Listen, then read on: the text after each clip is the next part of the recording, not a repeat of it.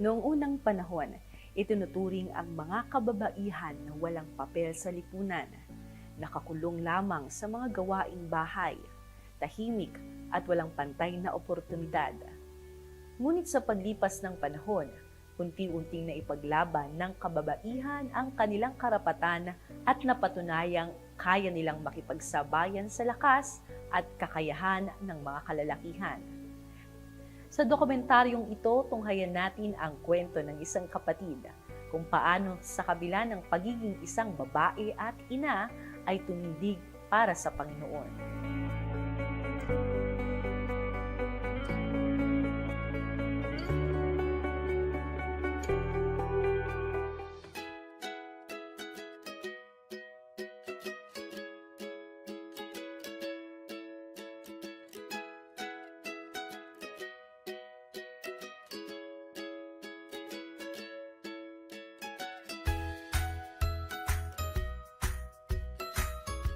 Ako po ay isang elder po ng church and also po assistant teacher po sa NCLC. Tuesday up to Friday, nasa school po tayo. Binibigay po natin ng konting oras natin para sa Panginoon na pagiging volunteer teacher po sa school. And then at the same time po, yun yung munting negosyo na pinagkakabalahan din natin. Pa-order na yung week and then by weekends, yun yung ating delivery, ganun. Actually po, we're from originally, sa Iloilo po talaga kami. And then dito na po kasi ako na-convert nung may time kasi sa life namin ni husband na parang nag-decide na mag-settle down. So, pero dito po ako na-baptized sa Bulacan. Volunteer po tayo sa church as a teacher assistant po sa kindergarten. So, biyaya mo ng Panginoon, after po noon, ng duty po doon, diretso na po sa gawain ng Panginoon sa midweek services. Like every Tuesday po, yung ating Bible study, and then Thursday, prayer meeting.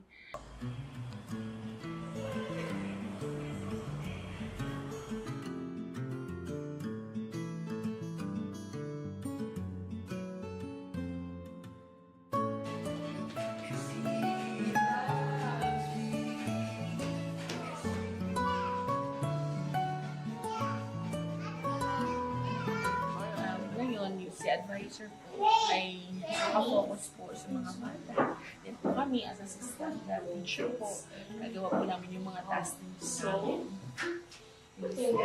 Nakabahagi po tayo sa kanilang ministry as na nakakagaan. Paano? Sana.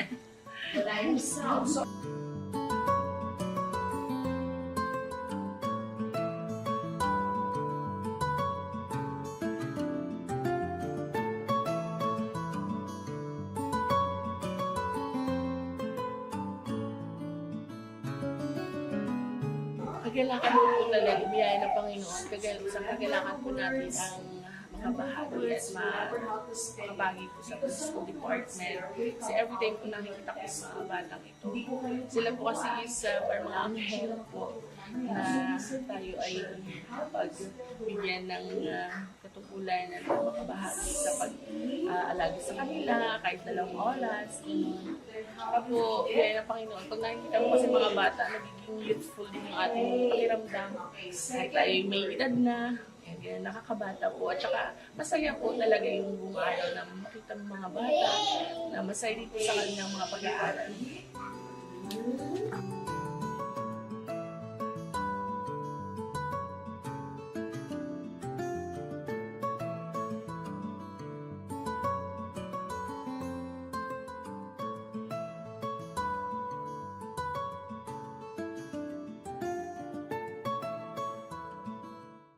Isa pa sa mga ministeryo ni Elder Zane ay ang pagkakaroon ng mga responsibilidad sa church, gaya ng pagiging isang elder. Taong 2015, I was ordained as elder, pero before po niya. After 5 years pa po yun, nag-sink in talaga yung pagiging elder ko. Pero ginagawa, yun nga sabi ko minsan sa mga mga kapatiran na medyo natatakot maging elder.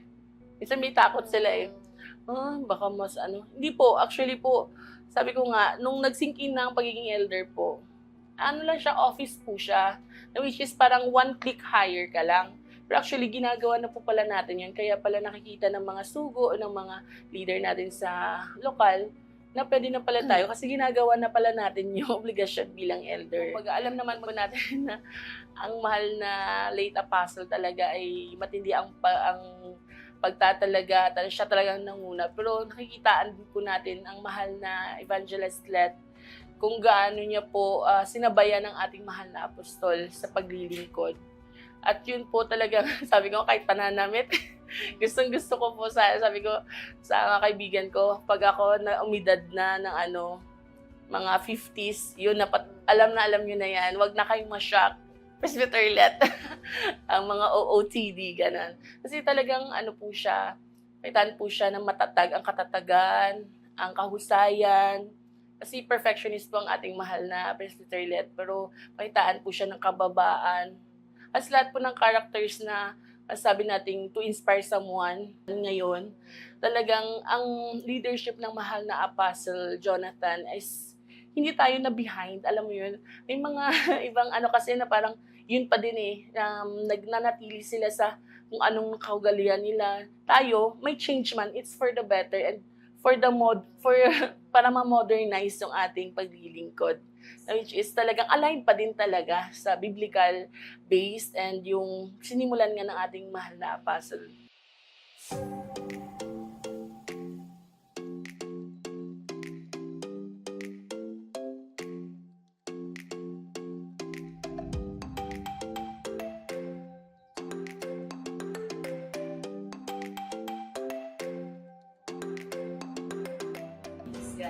Ganun na naman po ako ka-committed sa pag-subscribe ko ng pagtangkilik ng sariling atin ng mga books or magazines na pinuputos po ng church.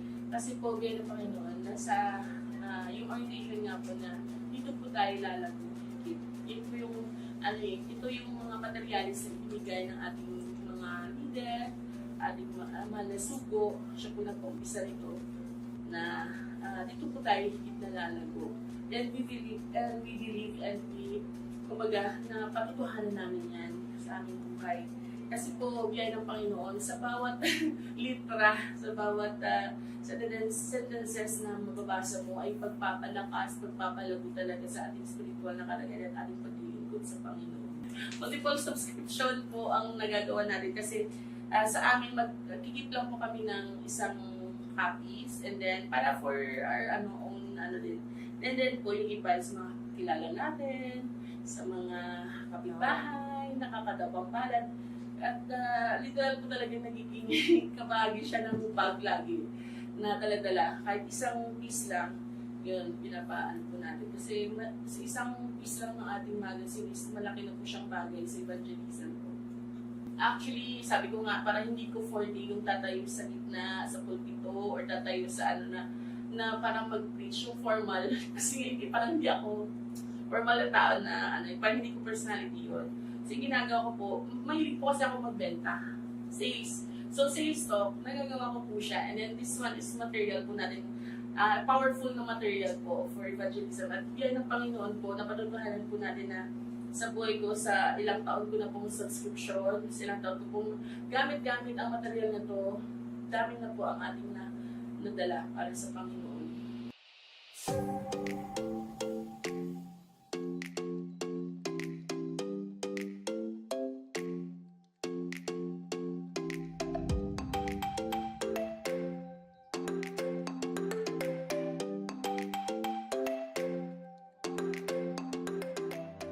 Biyaya ng Diyos sapagkat matuturing po talaga namin na sila ay biyaya.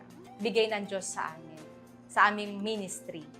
Ayan, dahil maging sa lahat ng mga kapatid, dahil pangunahin din of course sa mga elders. Dahil nakikita ko po talaga na sila ay well-rooted sa pananampalataya.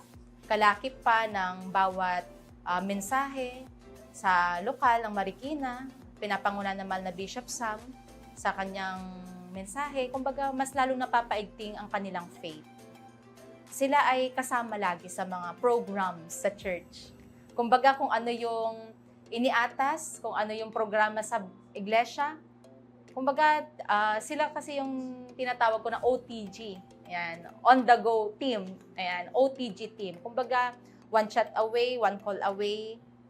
Kumbaga, yes and amen lagi sila. Biyaya, kumbaga, ang paglilingkod, bagamat may kahirapan, ngunit kung may talagang mga kasama na on the go sa paglilingkod, lahat ng mga bagay na may hirap, gumagaan.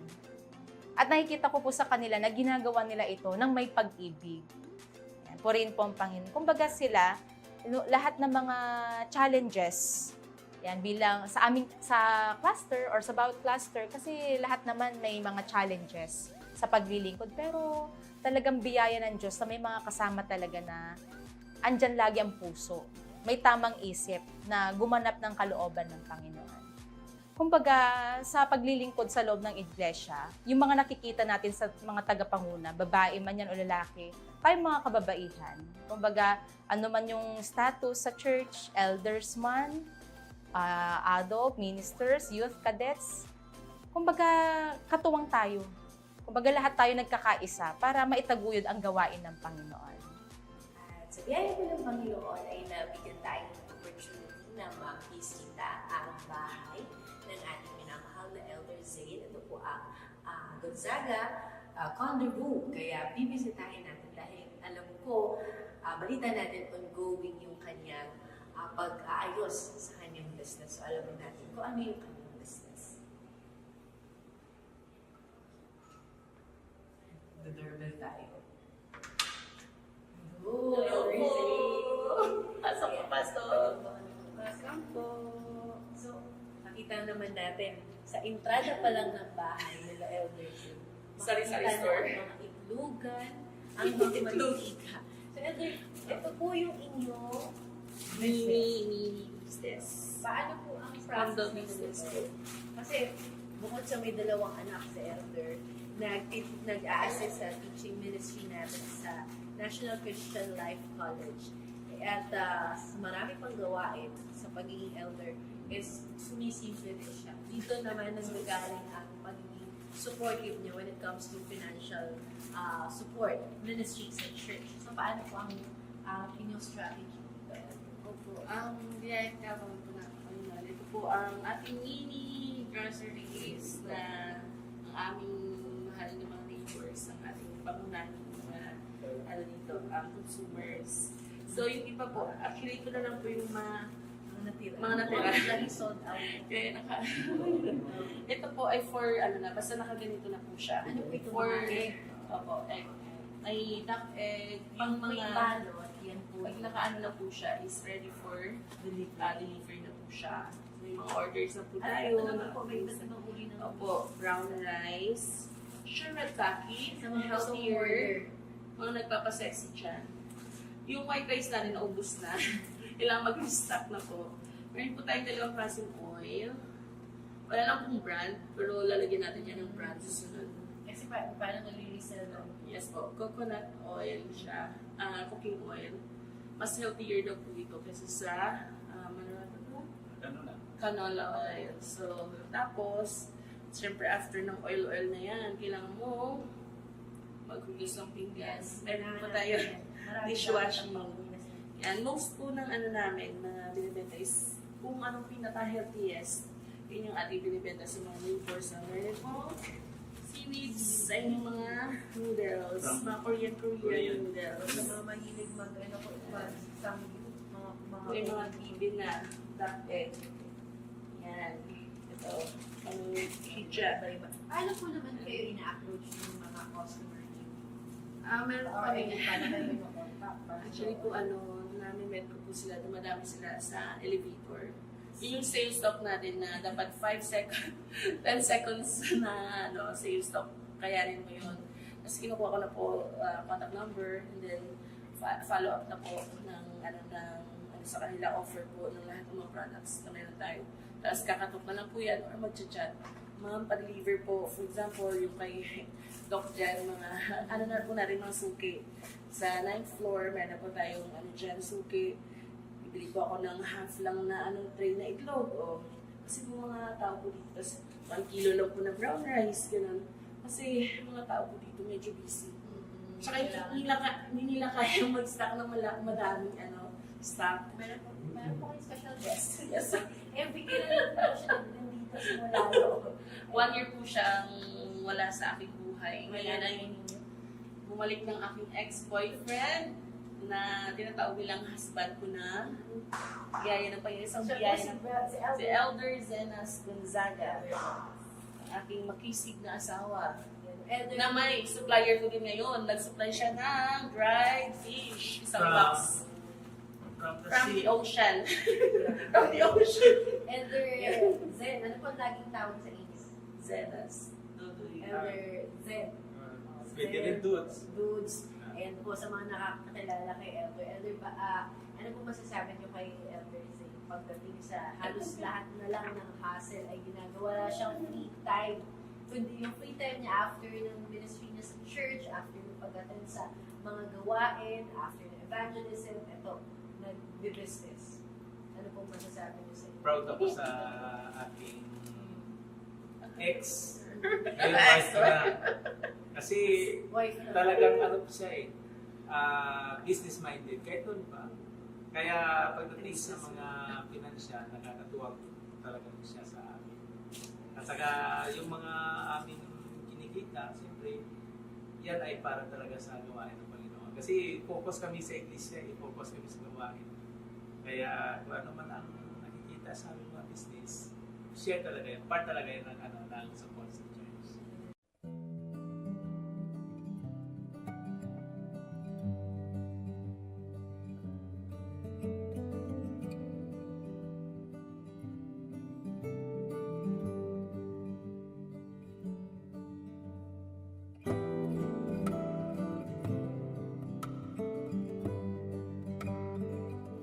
Ang pinagpapasalamat ko sa Panginoon, yung gawa ng Diyos sa kanyang ministry, daw nga siya ay nagtuturo sa ministry, teaching ministry, gayon sa kanyang mga anak.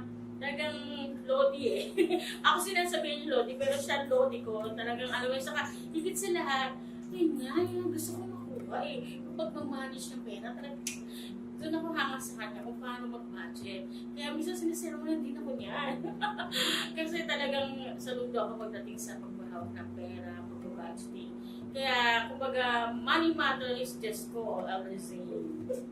Ang friendship, ano yan eh, hindi lang sabi nga eh, we are not in the same blood as a family, pero yung spiritual family, as a Christian, nagiging isang pamilya tayo. Kaya andyan yung pag-aalala niya, syempre, at syempre yung pagtutuga, lalo na pag mga may goal, o ikaw ma'am siya ng goal mo. So, ano yun, nag-encourage siya sa akin pagdating sa pagbibigay sa Panginoon, pati yung mga goal, at higit sa lahat, yung parang may inspire ko sa kanya na kailangan pala pwede palang ganito. Kaya I hopefully still keep praying na may mga plans din kami na gabayan ako at nawa ay magawa namin yung goal namin na secret ko na. Sa dami ng ministeryo ni Elder Zane sa araw-araw, ay tinatayuan niya rin ang responsibilidad ng pagiging ama at ina sa kanyang mga anak. Meron pa akong kapatid na si Elder Kat. So, syempre po, bilang isang tao ka lang na madami yung nadi-divide, kumbaga daming division of works, gano'n. Bilang wala ang husband mo, ikaw magiging ikaw magiging tatay, ikaw magiging nanay. Mga times po, syempre, na parang sarili ko, nalilito na ako kung paano iayusin yun. Pero kahabagan ng Panginoon nga na ang Diyos ang nagsasaayos ng mga bagay-bagay sa buhay natin. Tapos biyaya ng Panginoon, may mga katuwang ako sa bahay. Kasama ko pong aking kapatid na si Elder Kat. Kasama ko din yung mama ni at dalawa pong sister ko ang kasama ko. So, if ever andun ako sa church, ginagawa ko po yung mga bagay sa paglilingkod, nandyan po sila sa bahay. Lang po kami, nagre-reliebo. Ganun. Kasi hindi mo pwede, sa edad po nila kasi hindi pa po kasi pwedeng hayaan sila lang. So, with guidance talaga ng adult. Kasi mother of two na siya. So, syempre, di ba, minsan as parent, mahirap sa isang parent pag wala yung partner mo na nagpapalaki sa mga bata. So, nakita ko kay ate na yung strength niya is, siya kasi is yung strong, she is a strong personality and yung paninindigan lagi kung ano yung tama sa palagay niya, yun yung laging dinidiin niya sa family. Hindi lang sa mga anak niya, kundi sa lahat, sa mga kapatid niya, and sa amin. Yung weaknesses ni ate, hindi mo talaga siya makikita na affected siya. Kasi minsan, kahit na-hurt na yan, makikita mo siyang strong kasi una nga yung kanyang personality talaga sa mukha niya and the way she act. And I also, sa akin personally, nakikita ko yung it's by her faith. Kasi may faith siya. Malakas yung faith niya na she has to be strong. Dapat siya maging strong kasi she believes na yung Panginoon lagi ay nayan lagi for her. Kumaga kasama niya lagi yung Diyos.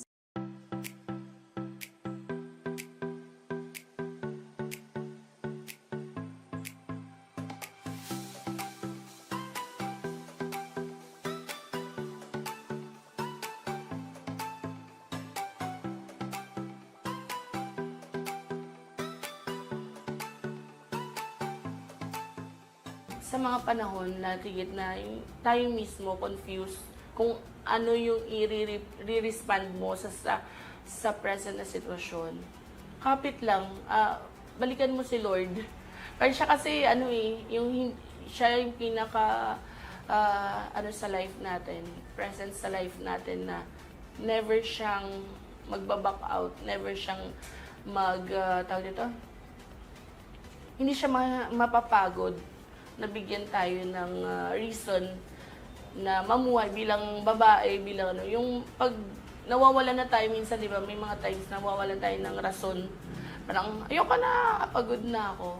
Pero pag kapit lang tayo kay Lord, ihigbi natin sa Kanya. Minsan wala tayong friends, di ba, yung mga taong medyo pag sa mga friends, nahirapan mag-open up sa friends.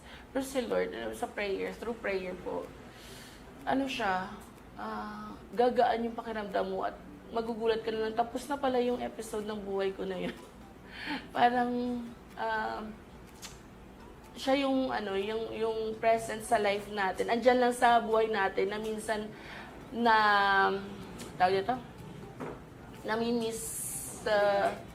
nanineglect natin. Andyan lang pala siya.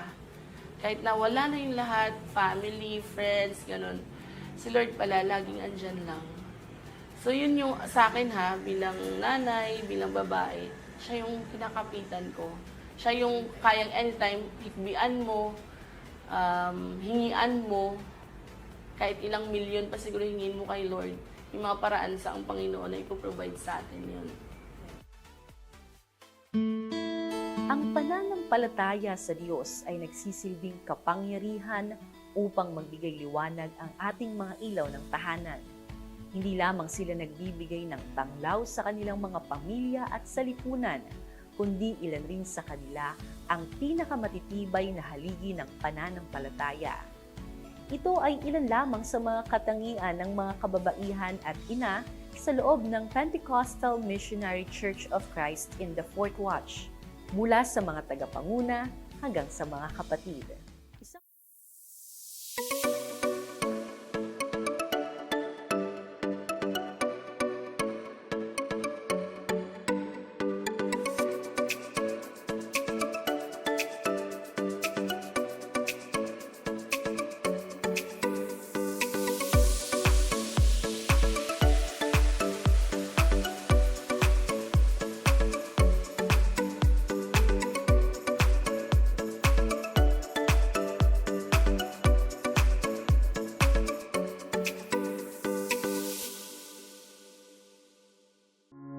Join us as we continue to spread the message of truth through Fourth Watch Media.